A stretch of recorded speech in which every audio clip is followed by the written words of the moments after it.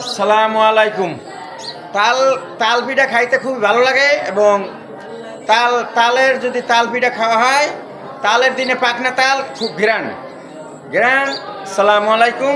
ওয়ালাইকুম সালাম রহমতুল্লাহ বারাকাত। আল্লাহ রাব্বুল আলামিন এই তাল সৃষ্টি করছেন মানুষ যাই। তালের ভিতরে তাল পিঠা খুব স্বাদ লাগে, টেস্ট। তাল পিঠা খাইতে খুব ভালো লাগে এবং তালটা পাকছে, তার সাথে সাথে লইছি টোকায়ের মানে তালটা লইছি পাইয়া সাথে সাথে আনিয়া এখন এটা তাল পিঠা খাওয়াবে। তাল পিঠা ইনশাল্লাহ খামু।